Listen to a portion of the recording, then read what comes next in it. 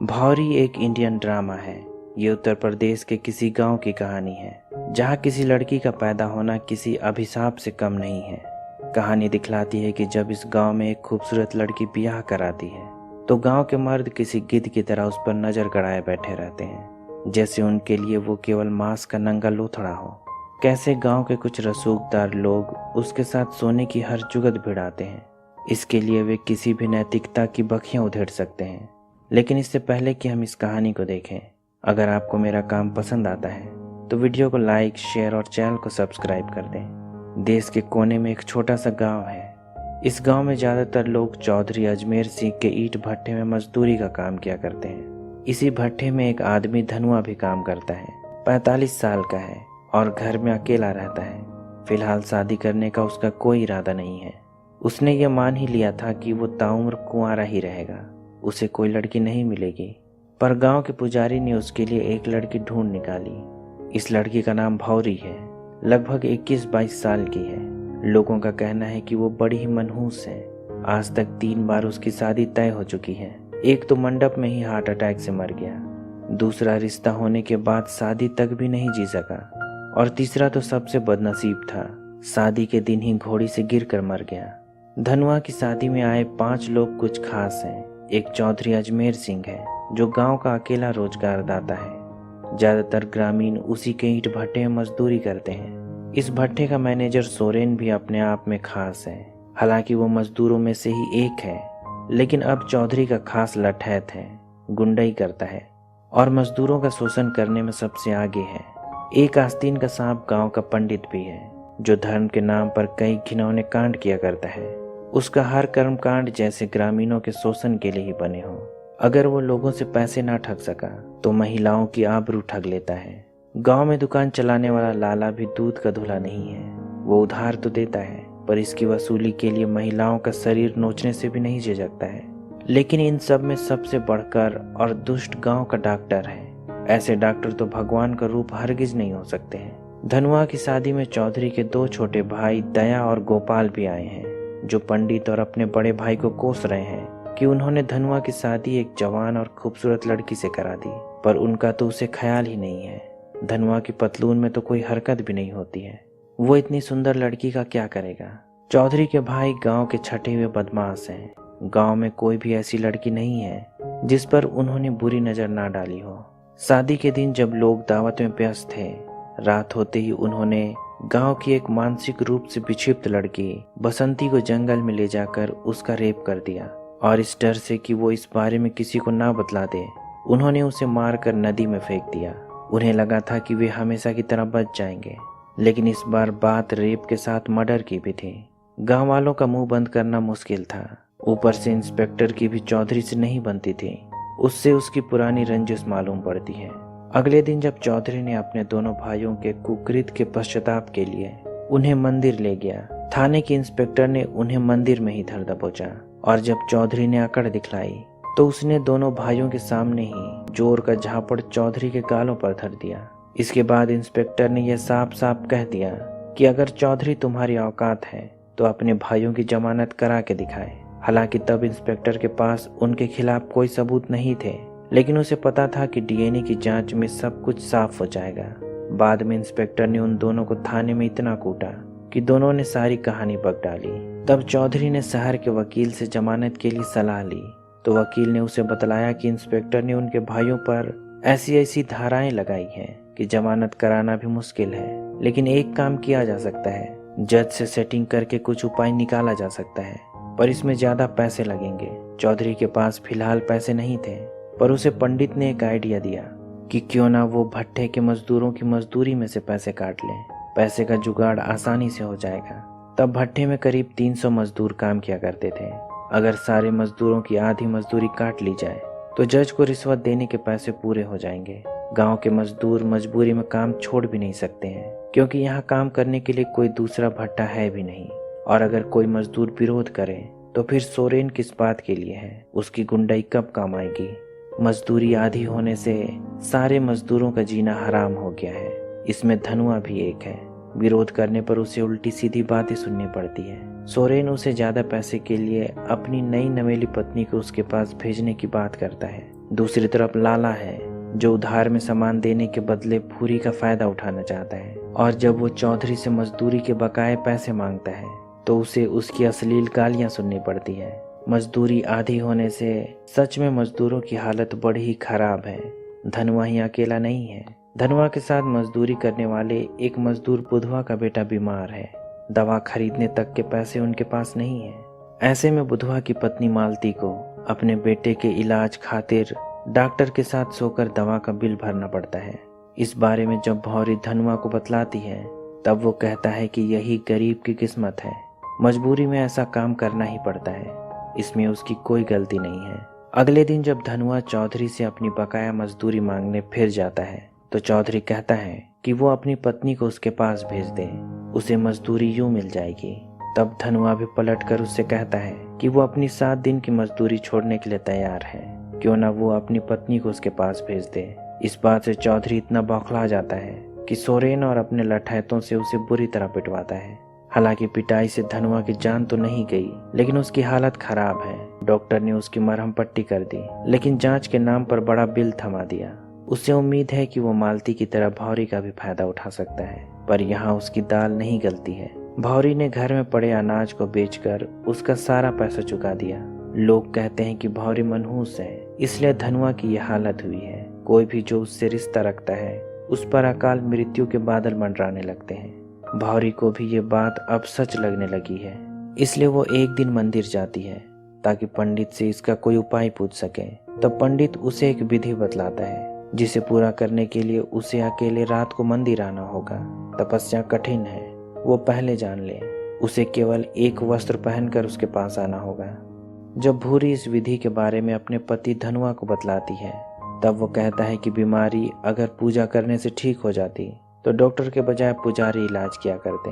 वो जानता है कि पुजारी के मन में क्या चल रहा है, इसलिए कहता है कि वो अपने आप ठीक हो जाएगा। उसे किसी ढकोसले में पड़ने की जरूरत नहीं है। उस रात पुजारी काफी देर तक भौरी का इंतजार करता है, पर वो मंदिर नहीं आती है। इस बात पर लाला पंडित का बड़ा मजाक बनाता है, पर सोरेन कहता है कि उसने धनवा को काम से इसलिए निकाला था कि वो मजबूर होकर अपनी पत्नी को उसके पास भेज दे।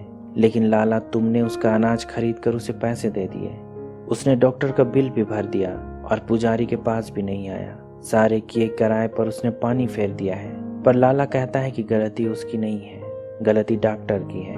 अगर वो धनवा का इलाज करने के बजाय उसे कोई ऐसी दवा दे देता जिससे कि उसकी मौत हो जाती तो वे आज भौरी के साथ मौज कर रहे होते। तब डॉक्टर कहता है कि उसके पास एक उपाय है, बस देखते जाओ वो क्या करता है। अगले दिन डॉक्टर चौधरी की मदद से पंचायत बुलाता है और पूरे गांव के सामने ये घोषणा करता है कि गांव में एक आफत आने वाली है, एक महामारी फैलने वाली है।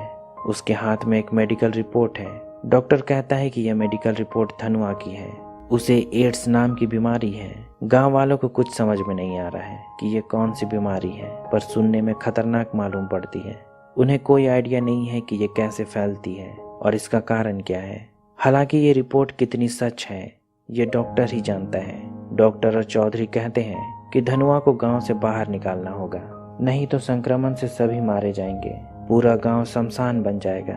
ये गांव अनपढ़ और जाहिलों से भरा है। गांव के सभी लोग धनवा से नाता तोड़ देते हैं और उसे आउटकास्ट कर दिया जाता है। बेचारे धनवा को गांव के बाहर एक झोपड़ी बनाकर रहना पड़ता है। धनवा ने अपने साथ भौरी तक को नहीं रखा, उसने उसे भी खुद से दूर कर दिया, कहीं ये बीमारी उसे भी ना लांग जाए। वैसे भी उसे तेज खांसी है। गांव के बाहर रहते हुए धनवा कोई काम भी नहीं कर सकता है, पर जिंदा रहने के लिए खाना तो पड़ेगा ही, इसलिए अब ईंट भट्टे में भौरी को काम करना पड़ता है। लेकिन यहाँ उसके शरीर पर गिद्ध की तरह हौसियों की नजर गड़ी हुई है, बदन का एक हिस्सा भी किसी तरह दिख जाए।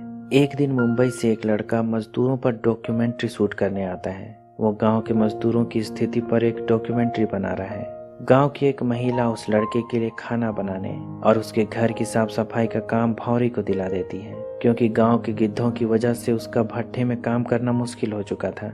मुंबई से आया लड़का जवान था और उसकी देखरेख करते करते भूरी के मन में उसके लिए चाहत बढ़ चली थी। जब उस लड़के की शूटिंग पूरी हो जाती है, जाने से पहले तेज बारिश हो रही है। उसे उसके घर तक छोड़ने के क्रम में वे दोनों भाग जाते हैं और रास्ते में ही एक दूसरे से प्यार करते हैं। उन्हें लगा था कि रात के अंधेरे में उन्हें प्यार करते किसी ने नहीं देखा होगा, लेकिन भट्टे के मैनेजर सोरेन का एक लड़का उन्हें एक दूसरे के साथ लिपटते हुए देख लेता है। उसी रात वो इस बारे में गांव के उन 5 दुष्टों को बतला देता है।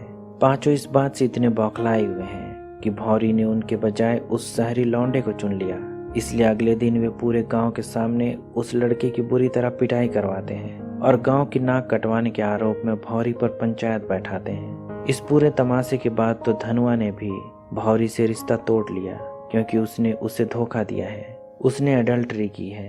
अब इस गांव में भौरी का जीना मुश्किल हो गया है। ना तो उसके पास कोई काम है और ना ही अपने पति धनुआ का सहारा। वो पूरे गांव में अकेली अबला है।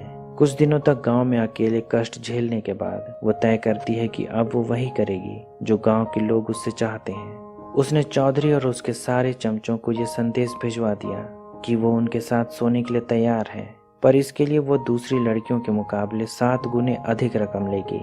ऊंची कीमत सुनकर शुरू में तो उन 5 में से कोई भी उसके पास ना जाने का दिखावा करता है, लेकिन उसी रात 5 एक के बाद एक भौरी के घर पहुंच जाते हैं। लेकिन आज केवल उनमें से एक ही भौरी के इस नए बिजनेस का उद्घाटन कर सकता है। जो सबसे ऊंची कीमत लगाएगा वही फीता काटेगा। यहाँ सबसे ज्यादा पैसे केवल लाला लेकर आया है, यानी भौरी के साथ पहली रात लाला के नाम होगी। उस रात वो भौरी के साथ खूब मौज करता है।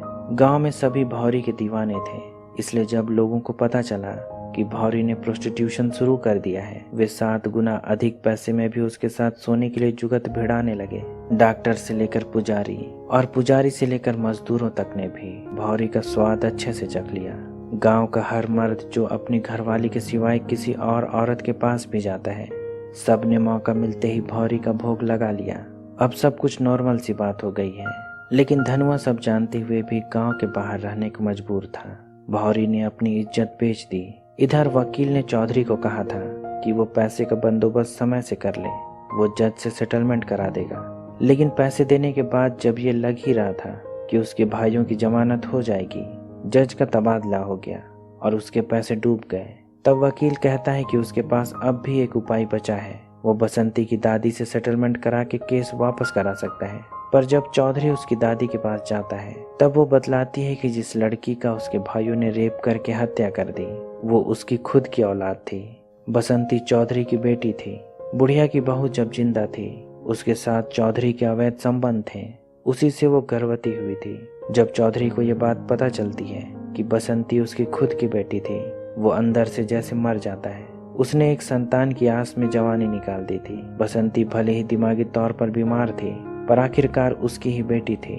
इस सच्चाई के बाद वो बड़ा ही गुमसुम रहने लगा था।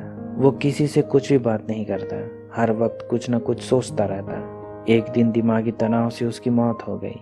किसी को ये बात समझ में नहीं आई कि चौधरी को अचानक क्या हो गया था, लेकिन उसके मरने के बाद भी गांव में वही सब बदस्तूर जारी है जो चौधरी ने अपने जीते जी पीछे छोड़ा था। डॉक्टर की बेटी कुछ दिनों से बीमार है। अलग अलग तरह की दवाई ट्राई करने के बाद भी उसकी बीमारी बढ़ती ही जा रही है। हमेशा बुखार रहता है। जब वो उसका ब्लड सैंपल शहर भेजता है तो उसे एक बुरी खबर मिलती है, उसकी बेटी को एड्स है। ऐसा कैसे हो सकता है? वो अपनी बेटी को मारता पीटता है और पूछता है कि उसने किसके साथ मुंह काला किया है। तब वो बतलाती है कि क्लिनिक में उसके असिस्टेंट मन्नू से उसका अफेयर था। जब डॉक्टर असिस्टेंट की कुटाई करता है कि वो और किस किस के साथ सोता आया है, तब वो बतलाता है कि वो भौरी के पास जाया करता था, यानी उसे ये बीमारी भौरी से मिली है। मन्नू के मुंह से भौरी का नाम सुनते ही डॉक्टर के चेहरे से रंगत उड़ जाती है, क्योंकि उसने भी भौरी के साथ कई बार मौज किया है। इसका मतलब है कि गांव के दूसरे मर्द भी लाला, पंडित, सोरेन और हर वो आदमी जो भौरी के साथ सो चुका है, इस बीमारी की चपेट में है। डॉक्टर जानता है कि एड्स का इलाज नहीं हो सकता है। कुछ समय बाद वो भी बीमार पड़ेगा और उसकी भी मौत हो जाएगी। जैसे जैसे समय बीत रहा है, गांव में अचानक मौतों की संख्या बढ़ती जा रही है। जब मीडिया में यह बात आती है कि गांव में कोई महामारी फैली है, सबों के खून की जांच की जाती है। 600 की आबादी में 150 लोगों को एड्स हो चुका है। इसमें औरत और मर्द सभी शामिल हैं। जब गांव वालों को पता चलता है कि उन्हें एड्स है, जो शर्तिया तौर पर जान ले लेती है, वे इसके लिए धनुआ को दोषी मानते हैं, क्योंकि डॉक्टर ने पहली बार इस बीमारी का नाम तब लिया था जब कुछ साल पहले धनुआ बीमार पड़ा था। जब गांव वाले मारते पीटते धनुआ को वापस गांव में लाते हैं और उसका खून जांच किया जाता है, पता चलता है कि उसे ये बीमारी है ही नहीं। वो रिपोर्ट फर्जी थी जो उस समय डॉक्टर ने पंचायत के सामने दिखाई थी। असल में भौरी को ये बीमारी धनुआ से नहीं बल्कि उस लड़के से हुई थी जो बम्बई से डॉक्यूमेंट्री शूट करने आया था। इसके बाद भौरी से पूरे गांव में फैल गई। जब गांव में पता चलता है कि डॉक्टर ने पंचायत में झूठ कहा था कि धनुआ को एड्स है, गांव वालों का गुस्सा डॉक्टर और उसके दोस्तों पर टूट पड़ता है जो तब गांव वालों को बहका रहे थे। तब पूरा गांव उन पर भेड़ियों की तरह टूट पड़ता है। आज वे लकड़बग्घों का शिकार कर रहे हैं। पुलिस ने भी गांव वालों को छूट दे दी है। उन्होंने मार मार कर डॉक्टर, लाला, पंडित और सोरेन की हत्या कर दी। लेकिन दूसरी तरफ जब धनुआ को पता चलता है कि भौरी भी बीमार है, वो उसे देखने उसके पास जाता है, लेकिन तब तक उसकी भी मौत हो चुकी है। वो भौरी से नाराज तो था पर अब उसे पूरे सम्मान और प्यार के साथ अंतिम विदाई देता है। ये पूरी कहानी कर्मा के बारे में है। इससे कोई कभी नहीं बच पाया। जो जैसा बोता है वैसा ही काटता है। भले थोड़े समय के लिए लगता है कि दुष्ट जीत रहा है, पर उसका भी अंत होता है, वो भी बुरी मौत मरता है। इसी सीख के साथ ये कहानी खत्म हो जाती है। उम्मीद करता हूँ कि आपको मेरा काम पसंद आया होगा। अगर ऐसा है तो वीडियो को लाइक, शेयर और चैनल को सब्सक्राइब कर दें। अभी तक बने रहने के लिए शुक्रिया।